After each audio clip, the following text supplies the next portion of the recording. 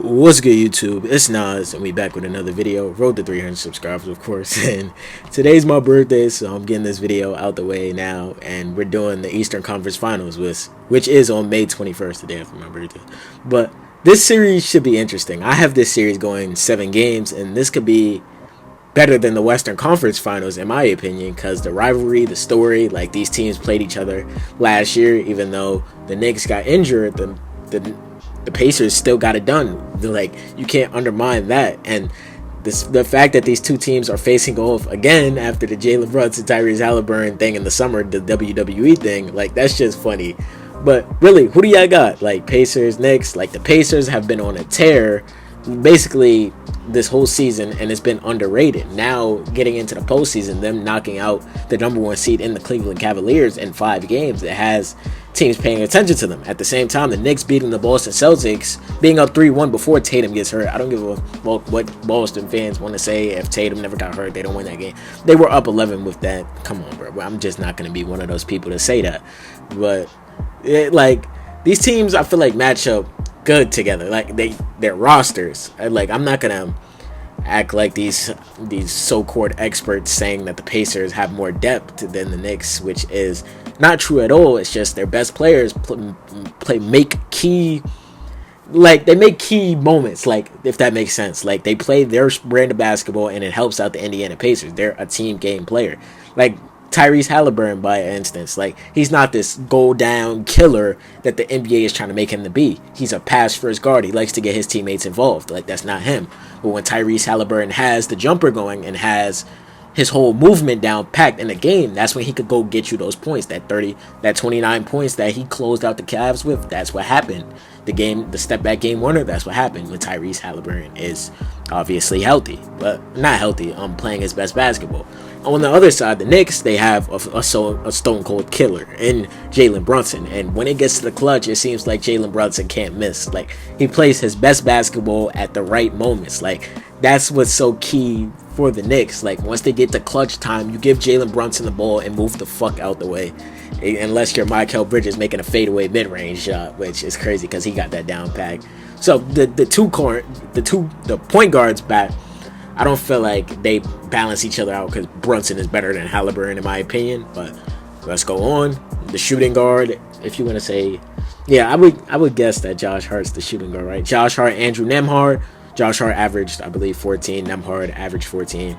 They balance each other out, but they're both tough-nosed defenders. Like, they get in your jersey, they get in your chest, which obviously this should be interesting because does Nembhard get the assignment on Brunson, or does he get the assignment on somebody else? Or they give Naismith the assignment again this year? Like, what do you do? There's so many matchups that the Indiana Pacers could obviously run, and like that's what I'm saying. Like, this game could be interesting. Like, I didn't even talk about the 3 guards. Aaron Naismith, like I was talking about, a great defender, a great spot of threat, and a great rim runner when he has to go to the rim. Like, that's too. OG Anunoby. Like, if OG is on and OG's playing his best basketball, like the basketball he was playing when Jalen Brunson went down with injury, the Knicks are a scary team. But when OG doesn't have it on, there's a chance you could beat them by 20. That's how much of an impact OG Anunoby makes on this basketball team. It's kind of crazy to say because you wouldn't think that a few years ago, but hey, this is where we're going, and the Knicks are in the conference finals because of OG Anunoby playing his best basketball. Yes,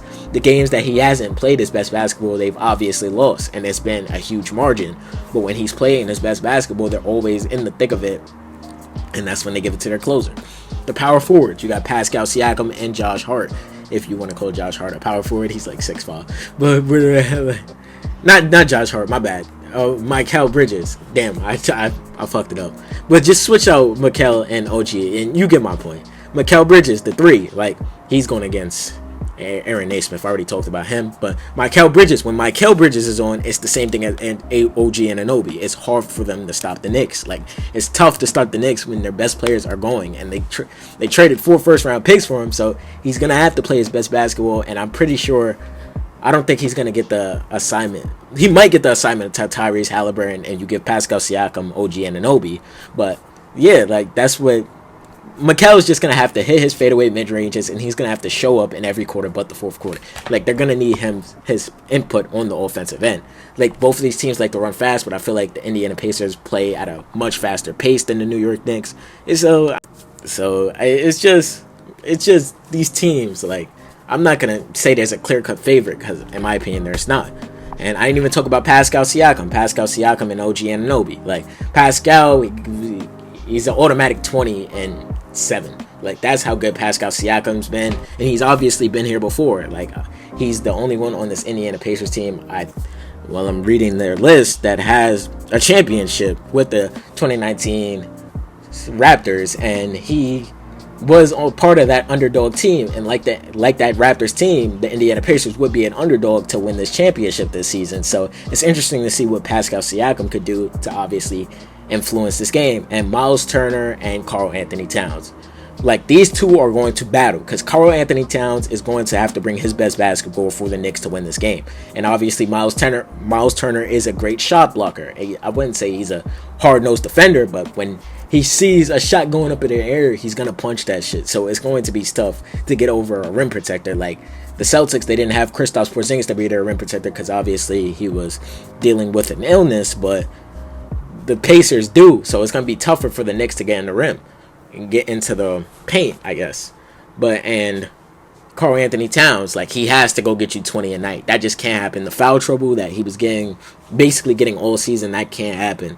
But even if it does happen, you got your backup center and Mitchell Robinson that played huge in Boston. And I think the Indiana Pacers are probably going to do hack a Mitch. So Mitchell Robinson's going to have to hit his free throws, and it's going to come down to him playing his best basketball too when he's on the floor. Because when you watch the Knicks, you notice that when Mitchell Robinson's in the game, the Knicks offense goes way smoother. Their defense is way smoother. Like, everything on the court is way smoother for the Knicks. Miles McBride coming off the bench, that's good for the Knicks too. And for the Indiana Pacers, Obi Toppin, he has to come up. Benedict Mathurin, which I feel like is probably the best scorer on this team, which is the sixth man, which is crazy.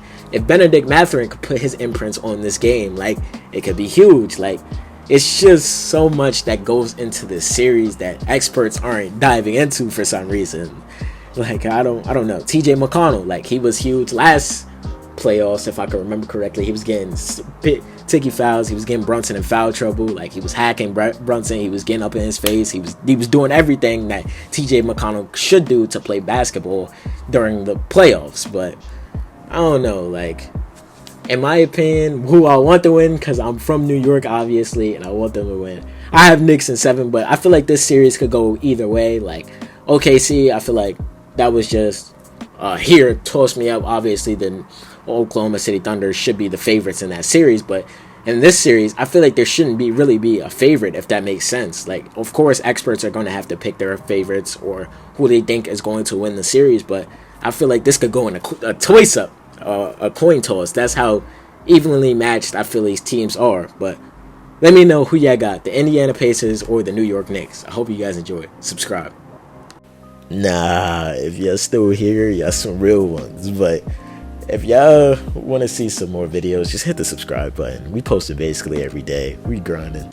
And there's a video right there if you want to click that shit. Or I might put 2 up here, but click them. You might like them.